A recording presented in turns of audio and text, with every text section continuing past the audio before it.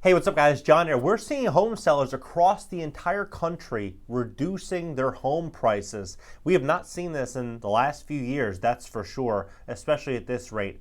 What we're seeing, I think, is the beginning of the problems because we didn't hit the inflation target, which was 8.1%. We came in at 8.3%, meaning that the Fed is going to get more ambitious and more aggressive to combat inflation. There was talks of a 75 point basis hike last meeting, and now we're coming up to the June meeting in just a few weeks. We didn't hit targets. They were talking a 50 point basis hike. We may see a 75. If we see a 75, then what is that ultimately going to mean? It means mortgage rates are just going to continue picking up, and as that happens, what's going to happen?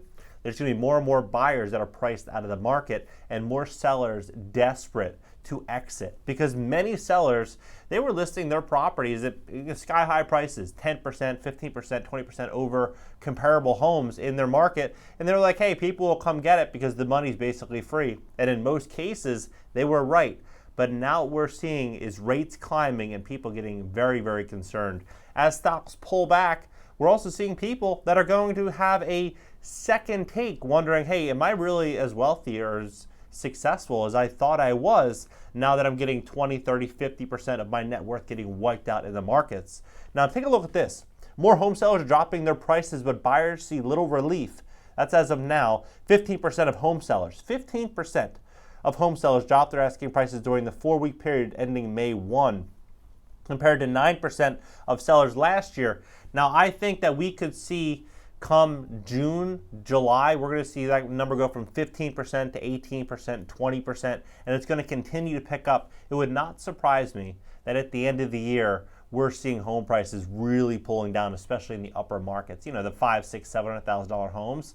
The more expensive properties are going to see bigger price improvements in the eyes of a buyer. And the reason being is that there's going to be less people that are going to be able to qualify for these properties.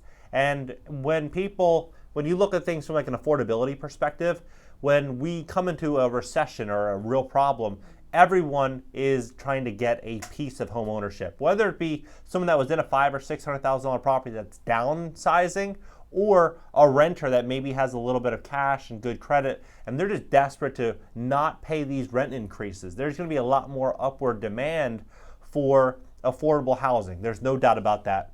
Sellers across the United States are dropping their asking prices at the highest rate since 2015, but that's not translating to relief for buyers, according to a new report. Data from the online brokerage Redfin shows that 15% of home sellers dropped their asking prices during the 4-week period ending May 1, compared to a 9%. At the same time, mortgage rates have climbed to their highest rates in nearly 13 years, squeezing a large portion of potential buyers out of the market. Sellers are responding by dropping their prices, but sellers remain far outnumbered by buyers, meaning competition remains at historically high levels, and homes are still selling for significantly above their asking price. That's right now, and that was, this article came out, but they're going to May 1st. When we looked at what happened over the last 7 days, 8 days in the markets, we're seeing less and less confidence. We're seeing more of it getting pulled out, and I think we're going to see more buyers that are going to become aware of this, realizing they are in control now. The tune of the market is going to be changing, and the buyers are going to be in control, no longer the sellers. Home buyers continue to be squeezed in nearly every possible way, which is causing some to take a step back from the market. Redfin CEO Darren Fairweather said in a statement, "Unfortunately for buyers hoping to find a deal as competition cools, sellers are pulling back even faster, which is keeping the market deep in seller territory. So even though prices are becoming more common, most homes are still selling above asking prices in record time."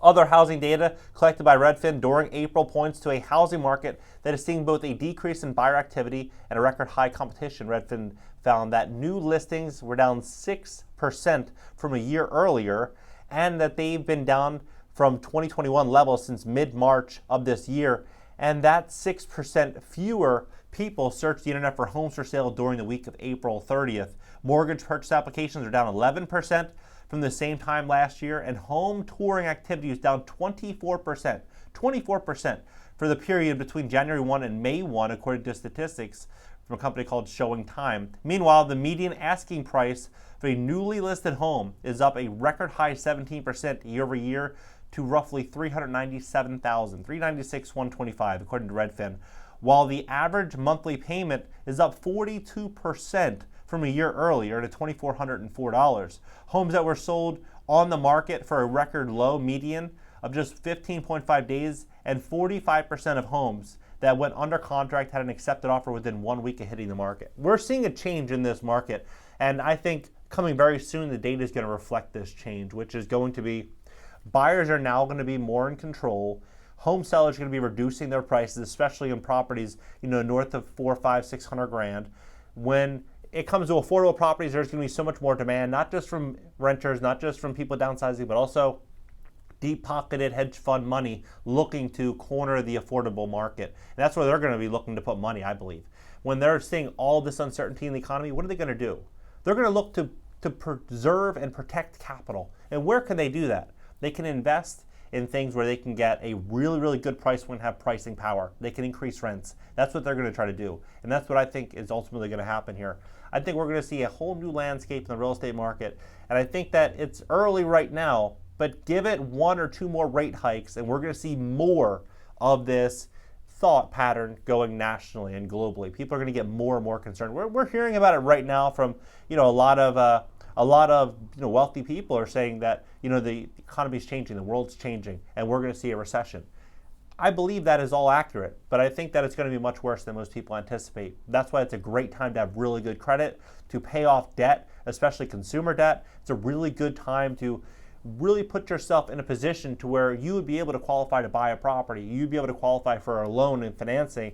And this is a great time also, if you haven't taken my advice in the past, to liquidate things that you do not really need. These luxuries that you don't really enjoy that simply cost you money every month that you could barely afford. Those things, which almost everyone has them, liquidate some of those things. Put yourself in a really good position so as we step into this uncertain time, you are well positioned to take advantage of it. What are your thoughts on all this? Drop your comments below. Hit the like button. Subscribe here. Also subscribe on my second YouTube channel. It's going to be a podcast, and I'm going to be taking live calls and TikTok, Twitter, LinkedIn, Instagram. Everything's in the banner. I'll catch you guys later.